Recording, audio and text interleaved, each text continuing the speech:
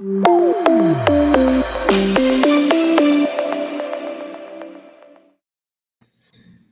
welcome back, everybody. Today we've got another fantastic guest, serial technology entrepreneur, San Diego's tech industry ambassador, Neal Bloom is here. Neal, how you doing? Hey, I'm doing well, Bob. Thanks for having me on. Yeah, well, we appreciate you being here. Fantastic. Okay, first, we got so much to talk to you about. I want to talk about the tech industry, about fresh brewed tech and all the things that you've got going. But first, you are now immersed in the tech industry in San Diego. But how did you originally get started in it? So I went to UCSD for my undergrad as an engineer, and I actually moved away, like a lot of students unfortunately do. I got a job in LA and worked in aerospace for a few years, working on actually the space shuttle, which was super cool. It was not necessarily a dream of mine, but everyone that I worked with, it was a dream of theirs, and it rubbed off on me. Like working around inspired, passionate people. It was a great first job out of school. But then actually the space shuttle came to an end. It was retired. It kind of right around the time of the financial crisis, the last one. And I kept my job stayed, but I saw like the industry wither from like 60 to 70% layoffs, which was really tough to watch, especially being like young and new and seeing like 30-year vets who've been in the industry launching the space shuttle. They're saying, what do I do next? Like, how do I remarket myself? How could anything be as cool as what I worked on? And I started working on the side with a colleague of mine on a project to kind of help people remarket themselves for the workplace. And that turned into my first startup called Portfolium. And so we started in LA, but we actually applied to a number of startup incubators. And we got into a San Diego-based one called EvoNexus, which at the time was downtown in San Diego. And so as soon as we got in, I quit my day job, my aerospace job, literally the next day, and moved down to San Diego in 2013 again, and lived on my co-founder's couch for a number of months until we moved in together and worked on Portfolium together. So that kind of brought me back to San Diego, but really immersed me in the startup culture that was happening. And there's a bit of a renaissance, I think, happening in 2013. There was community that was happening. A lot of companies had started, like the Classies and the Teliums and the Seismics, but there hadn't been this fabric that connected everyone. And so in 2013, the first startup week happened, and I attended, but immediately felt like I wanted to be a part of something bigger than just building my own company. I wanted to be connected to everyone else, to learn from everyone else too, people who are ahead of me, at the same stage, and behind me. And so EvoNexus was physically the manifestation of that. All of the things started happening at Evo's spot in downtown. Startup Week kind of grew out of that. And then I got sucked in, volunteering my time to, work on the next Startup Week and other programs that kind of came out of what became the nonprofit as Startup San Diego. Oh, wow. So when you're going through that process and you're getting into the industry and becoming an entrepreneur, is that something that you thought, well, this is where I want to be? I want to be an entrepreneur and create my destiny per se, or did it just kind of fall into it? So I grew up actually in a really entrepreneurial family, mostly in the real estate space. My dad and my grandpa owned restaurants and developed shopping centers, and so I kind of figured I would just fall into that. I thought I'd go into the family business of real estate and kind of retail restaurant kind of space. And then senior year of high school, I had a physics professor that said, you should join this robotics class. I think you'd be good at it. And it changed my life. I'd already applied to colleges, but when I got to school, I changed to an engineering major. And that really kind of changed my trajectory. And that's where I got into aerospace. But I still had this entrepreneurial itch. And so when I was working in aerospace at a really large aerospace company, United Technologies, which is 300,000 person size company, even larger now with Raytheon, I started to feel that, one, I wasn't the smartest person in the room, but I also felt like that we were all pretty homogenous. We were all engineers, and I wanted a little bit of diversity. I wanted a little bit of new responsibility that didn't revolve around just engineering. And so I started kind of scratch the itch of what does creativity look like for me? And some of that was like new business creation or ideating and validating business ideas. And so I got an MBA actually by night, and that didn't totally scratch the itch either of like telling me, hey, this is a path for you. And so I started thinking about the entrepreneurial path. And once the idea came to us for Portfolium, I didn't actually really think about all like the skill sets of an entrepreneur. I didn't say, am I the right person for this? I kind of jumped into it and said, I love the idea. I have validated. I know people we can build this for. And, looking back, I probably should have done a little bit of like self-assessment, like, am I the right person to start this? And because me and my co-founder also were two engineers who didn't really complement each other super well. We divided skill sets of just like what needed to get done, but we were very kind of similar. And so, that was a learning lesson years later, once we had kind of a fallout between the two of us, that, maybe we should have had some diversity of skill sets between us as co-founders. That's a tough one because you're looking back and, as an entrepreneur, you want to get started, right? You can't, a lot of guys just sit on ideas and nothing ever happens to them. But you want to do it the right way too. So what do you recommend when people are thinking about that, they've got ideas and they don't really know how to execute on them? I think the biggest North Star is learning of who could be your customer, and being so curious or always looking for feedback loops of any idea from them.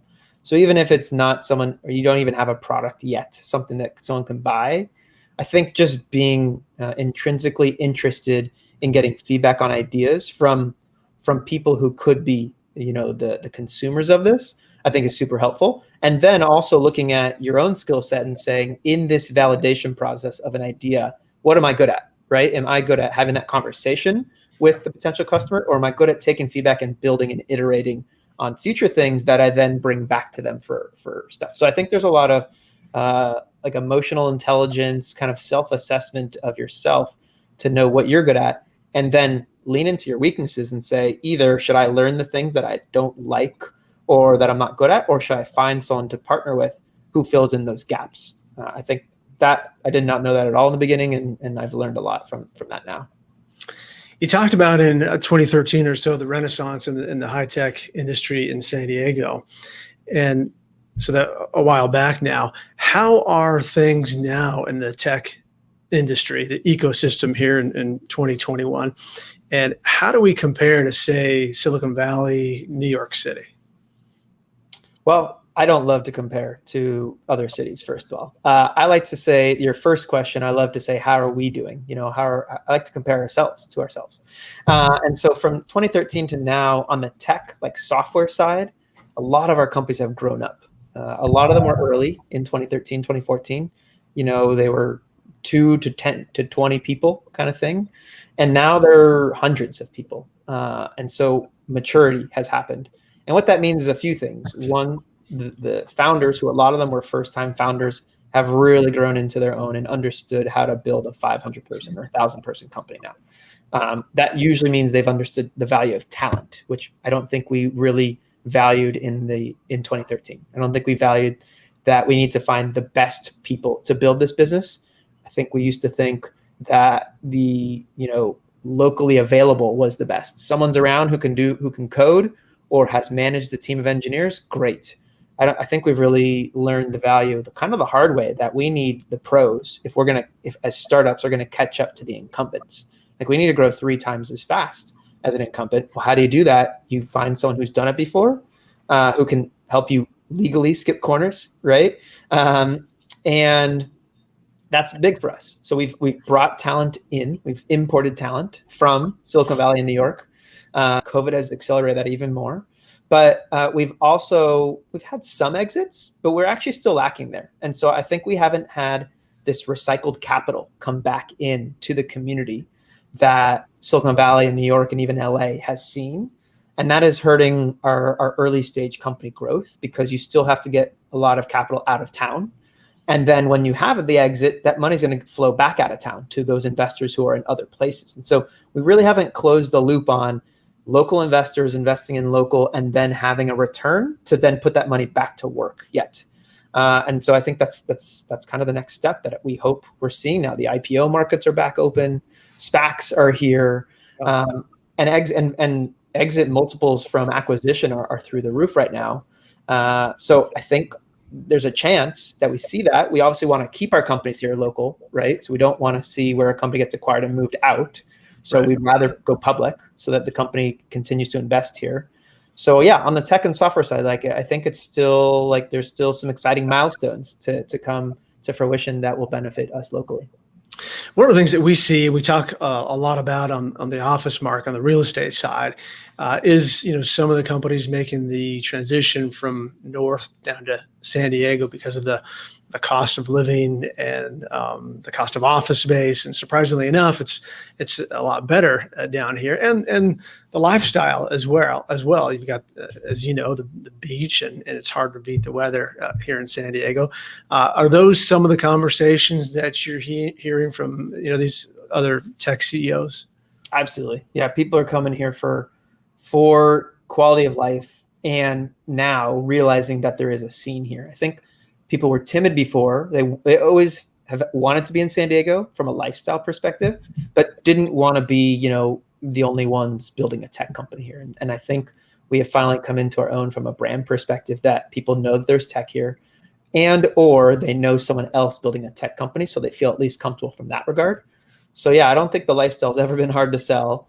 The other piece that's also great is talent retention. People don't want to move away. So now that there also is a plethora of companies here, even if you're an employee of one, you feel comfortable staying here because you can go to another tech company here as well too. So that we benefit greatly from that. Even as costs go up in California, even as it feels like there's migration out of California, I don't think San Diego has seen that in mass the way that SF and LA have seen it. And so that's great for us.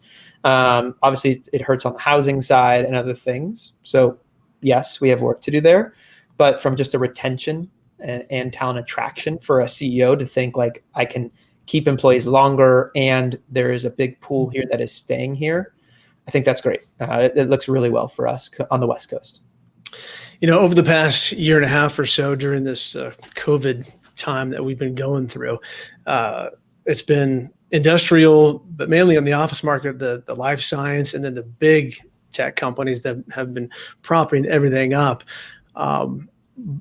Apparently, everyone we talk to says that the life science is going to continue to just go, be very active over the next several years.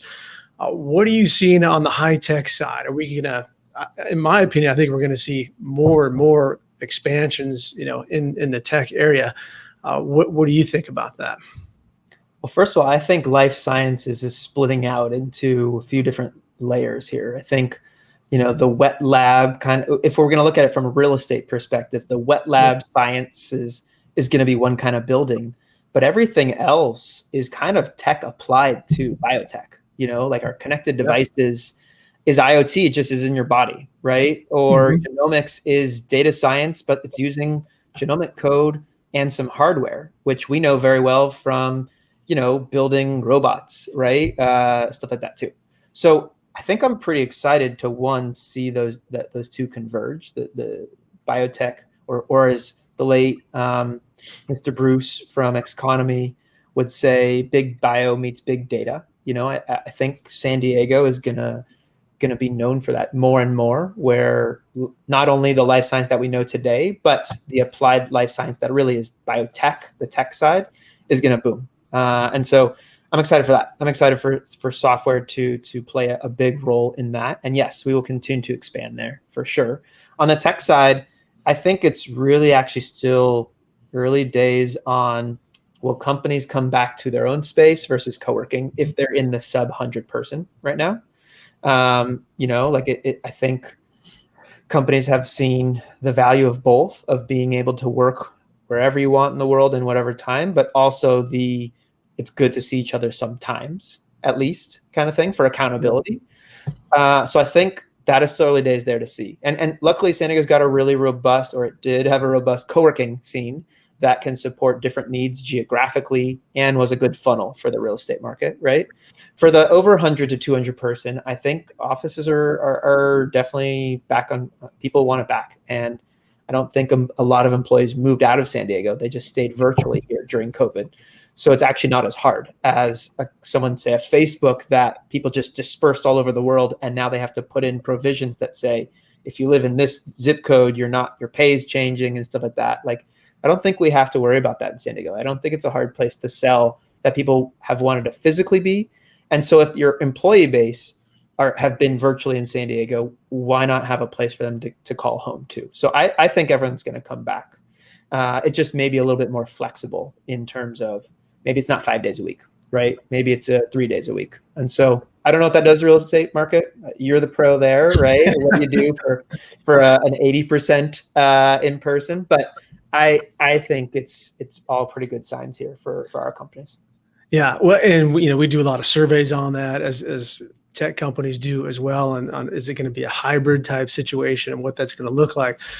But I'm interested to hear when you're talking to all of your colleagues in the tech industry on just what they're thinking. Are they thinking, hey, I really want to get back to the office, or this virtual thing's really working out for me? I mean, the culture I think is so important to these tech companies that in person, I would think we would need to get back faster.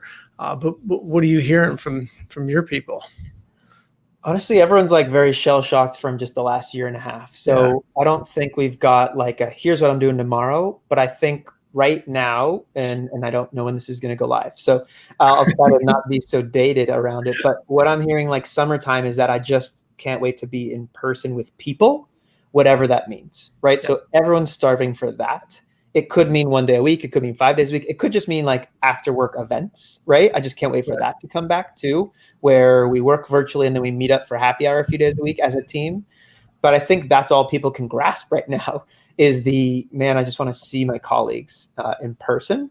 And then we'll figure out how we work, for more permanence. But I think it's still, we're so used to this temporariness of every quarter, what's different about our world that we're living in right now, that I don't think people are like ready to put down on multi-year leases and be like, all right, we're back. It just feels like, let's just handle what it's going to be like if it's awkward to be in person or not, and actually see each other's mouths as opposed to a mask over it, right?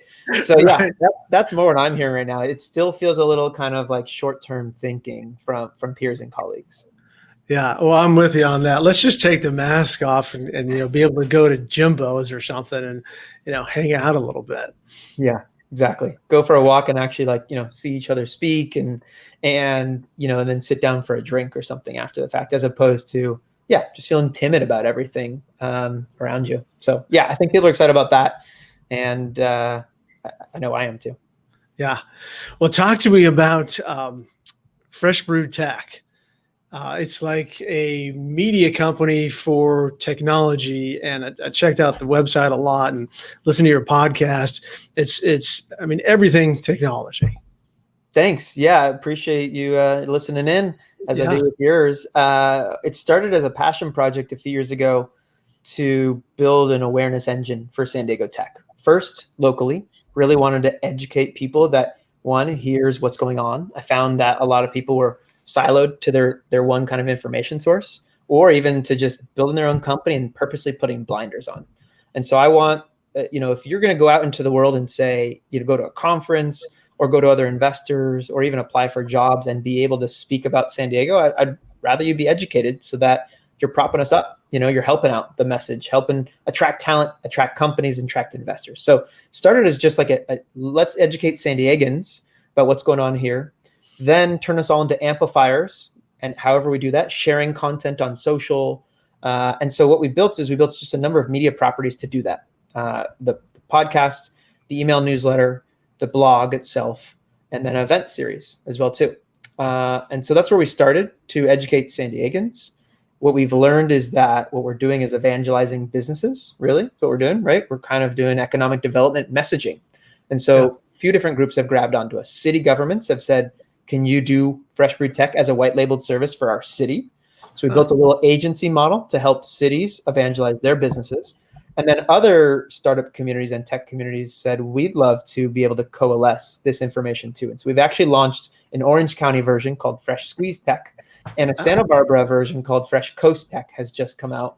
And so it's kind of interesting where we built this out into a business to understand kind of content marketing for business communities. So that's what Fresh Brewed Tech has turned into. What I just love about it is being able to obviously promote my home, but meet so many other builders of companies, whether that's CEO all the way on down to employees. I just love meeting people who are interested in building tech companies. And it's brought me a lot of things. I've been able to build a company around it, and I've been able now to invest in companies that I've met because of it as well too. And so the angel investing has come just in the last few years because I've gotten to know people over time and watch them build and grow and check in with them, and been fortunate enough to put some money into the people that I just feel like are worth backing. Isn't it amazing when you put something together and the goal is really to help people, it comes back to you in spades. It's just amazing to me.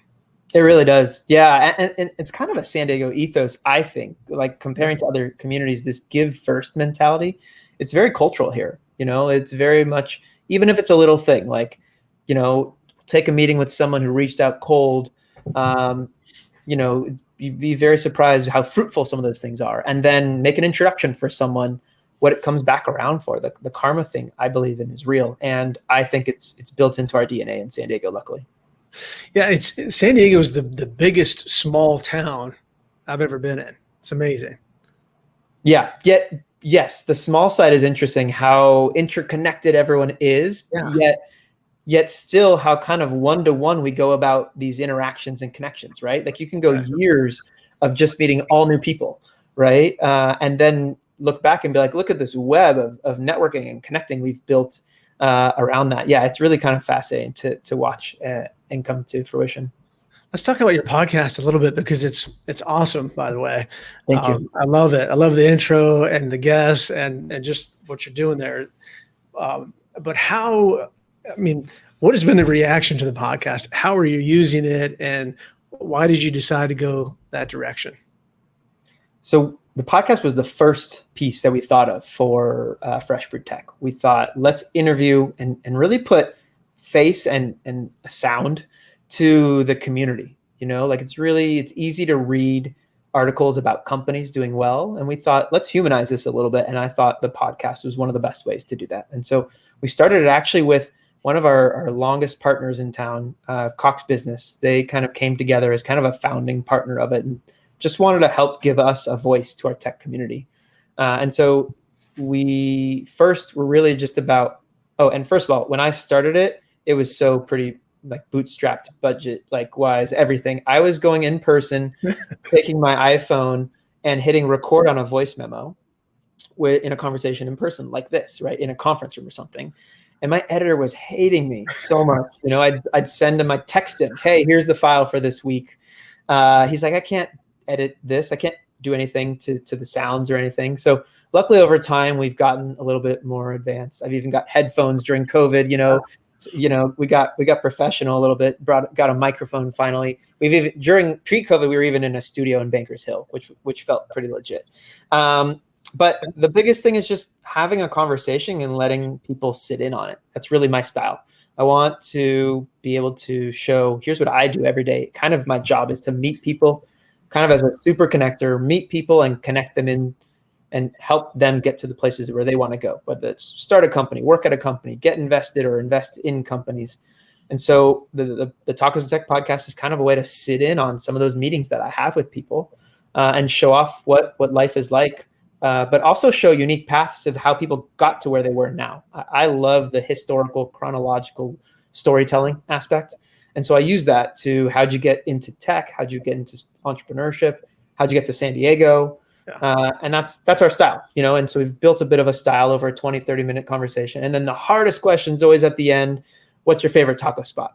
And I always give them a spoiler. There's no wrong answer, and I'll let you have more than one. So yeah, we've built a little format out of it. And then luckily I had two friends in the community who have kind of a side hustle of rapping, freestyle rapping, Ashok and Miguel. Ashok from Tech Ghost Angels. And just in the last year and a half, we said, let's write a fun, catchy rap about San Diego and the tech ecosystem. So yeah, that's what we've got in the opening. And we hope to record a music video sometime before the end of the year as well too. I love it. And I'm going to have you answer the question about the taco. I'll go first. So I grew up in Solana Beach. So I've been here forever, took some time off in the Carolinas, but now back. And I gotta go with Roberto's there in Solana Beach, just because that's what I grew up on. Yeah, I mean, there's a few super picturesque spots for where Roberto's nailed them, like in Del Mar as Yeah, well. That one right. there too. Like they've got a foot on real estate. Either it's in a picturesque spot or it's just geographically the closest to when you want a burrito. Sometimes late at night. So yeah, gotta hand it to Roberto's. They've nailed it of being in the right spots. Yeah, this is why it's such a hard question for me. It's like, how do you say you love one of your babies, more than the other? There's a right taco for the right time of occasion. If I want a high-end taco, I'm thinking Puesto. If I want something quick at lunch, if I'm downtown or in Sanitas, like Taco Stand is always solid if you're willing to stand in line for a little bit. So yeah, my favorite, and you being, from the North County area, is gone now. It was Bull Taco. It was in the Cardiff campground at like their snack shack. Okay, I've And never been there. they had just unique meats that they did. They did elk tacos, and they had just like buffalo tacos, and then you were right there on the bluffs over, Cardiff Reef. So another picturesque spot. So yeah, it was Bull Taco. So rest in peace. Well, you can't really talk about San Diego and not talk about the taco stand, because that's just part of the fabric here. So I love it. How has or have you been surprised, let's say, of the power of the podcast platform? Absolutely. Yeah, I've been surprised in a few ways. One, getting people and reaching out to them and using it as a platform that they wouldn't have thought would be good for them, And so I've loved being able to pull a story out of certain people who wouldn't use the medium at all. I've also enjoyed having conversations with people I never thought I would have met, like the founder of Dexcom. And stuff like that, which is a company that I've looked up to. My family has diabetes in it, and I've owned stock in Dexcom, and so to have that conversation, stuff like that, it's kind of cool. The historical wise, I love also like the historical tech ecosystem of San Diego. So it's part of what we do on Fresh Brewed Tech. We have this Tech Mafia series where we talk about what are our roots, like where did some of the companies that you see today, where does the talent come from? So, HNC is a company that people look to in the early 90s as kind of the godfather of financial algorithms and financial security. They were acquired by FICO, and you see those FICO buildings, off the 56 over there, right? And so I've loved to tap into the people, kind of the execs and co-founders of HNC, where they are today, and follow those companies now, like companies like MyTech came out of that and stuff like that. So I love that piece that our platform has enabled us to go back and tap into our roots, say, where are we today because of that? And look at kind of a family tree, and so that's been kind of cool to talk through in our platform. Yeah. Do one of the things as we're building our office spaces and representing tenants and kind of help them put their space together, more and more we're seeing, hey, we need a whole room or an area dedicated for our virtual calls or our Zoom calls, which is becoming big. Do you see this kind of thing happening more and more, where maybe there's a podcast area as part of your space and or just the video in general? Yes, totally agree that we're going to need to have like media spaces more and more now for people to interact. We don't know what conferences are going to be like, which is kind of used to be a bit of the lifeblood for BD, for marketing, for all these things. And it might be hybrid for quite a bit. We don't know, right? And so I think you're going to want to have environments for that, even where you maybe set up like a virtual booth, and your booth will be projected into a conference hall kind of thing.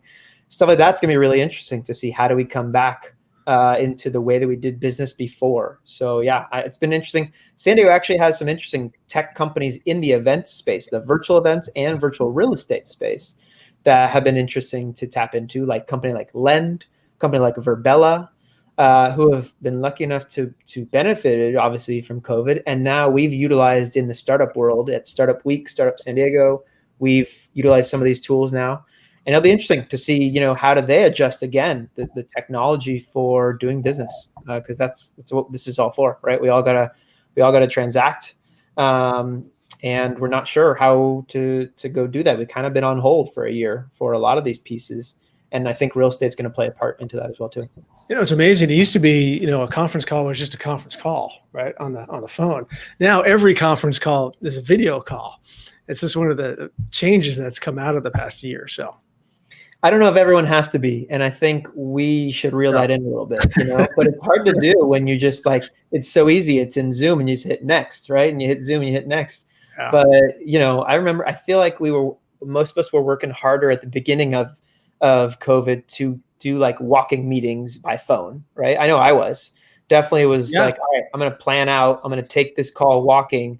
And then it just got easier just to sit or stand there and just be on video and then be on video. But I think we should reel it back in it's good for everyone to have a little bit of conference call, what do I say? Like diligence or something to reel it in and get a little bit of our time back from that regard as well too. I agree with you. We don't need to do, nobody needs to see my face all the time on these calls. Same, totally. And let's go walk and get exercise together while we're on it, right?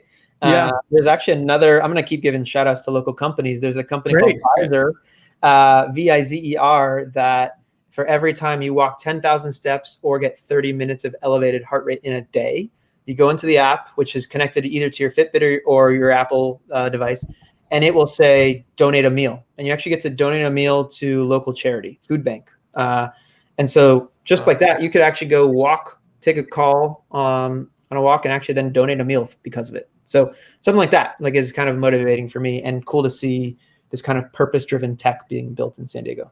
Yeah, good segue too. Wanted to ask you, on the investment side, when you're looking at companies, is there anything, maybe a common theme that you see that kind of raises your eyebrows where you want to take a real good hard look at investing in that tech company? Oh, there's no one good thing, I would say. No. For me, to be honest, I want to meet people for as long as possible and get to know them before I'm pushed into investing. So that's more my style. I invest in people.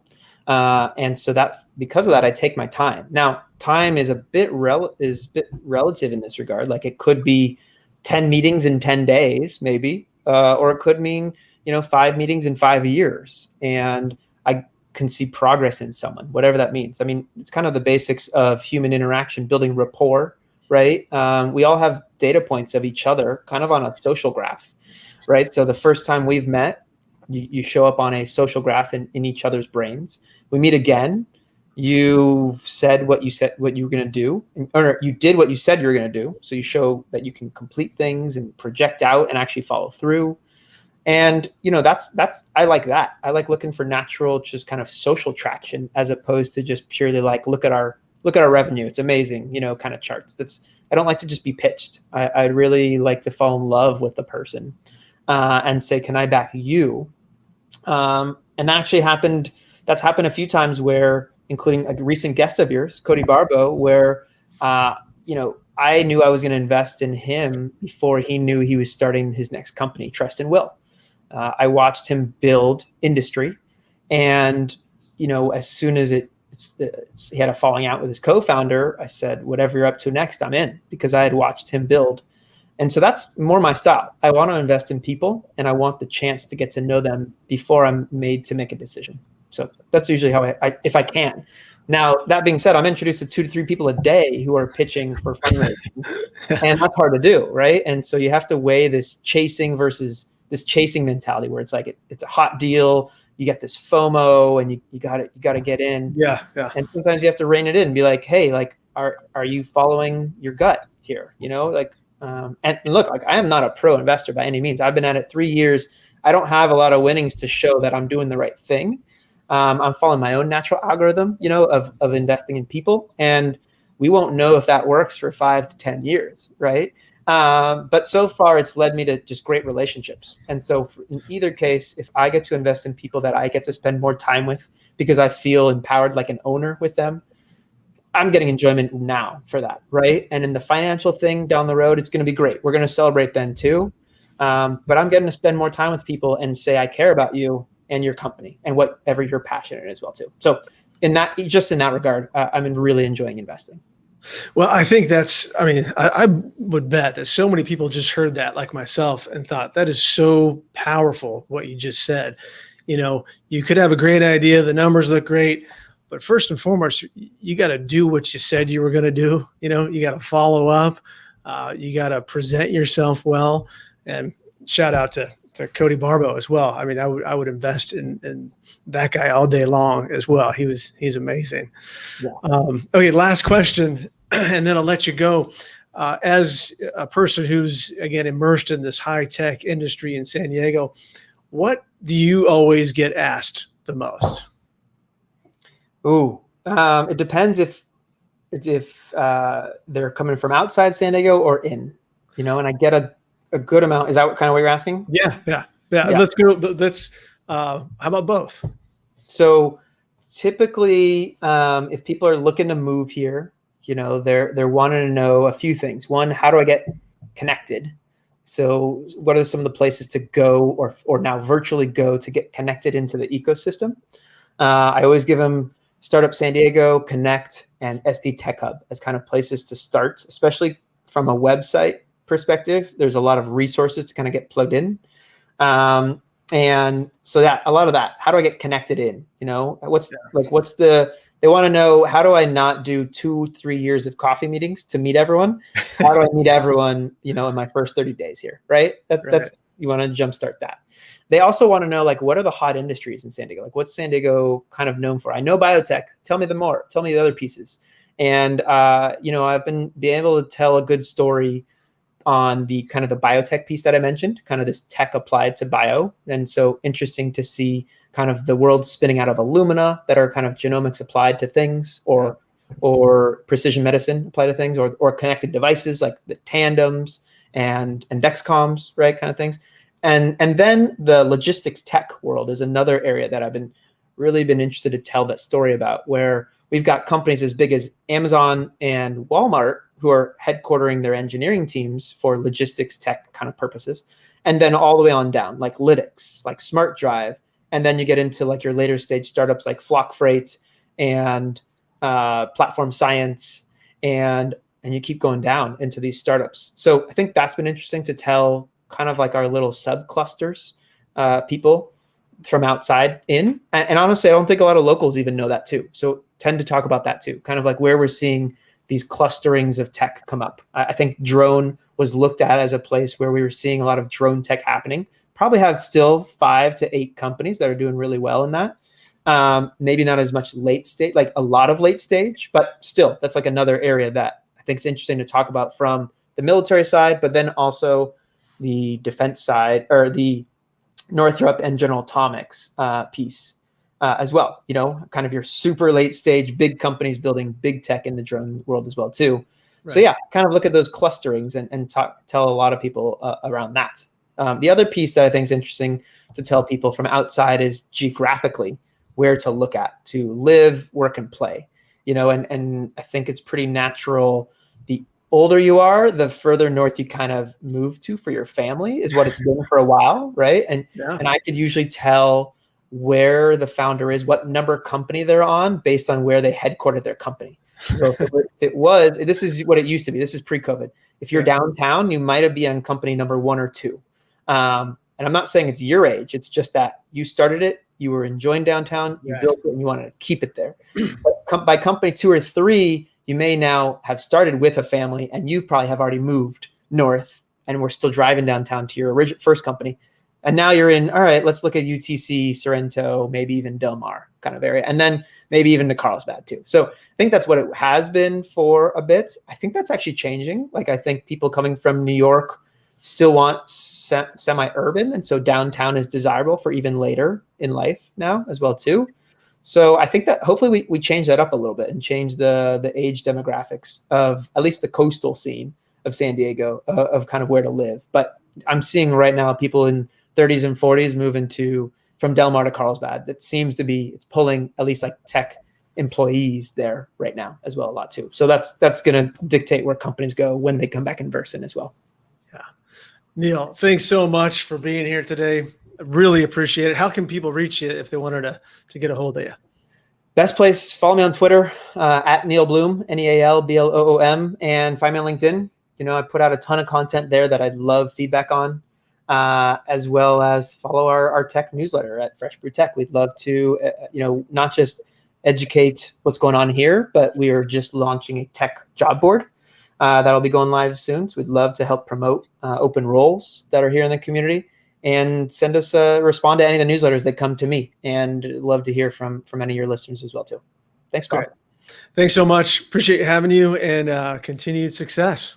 Thanks, Bob. Appreciate what you're doing to promote our community as well too. It's good for all of us. No, it's not. Thank you. Appreciate that. Talk to you later. Thanks.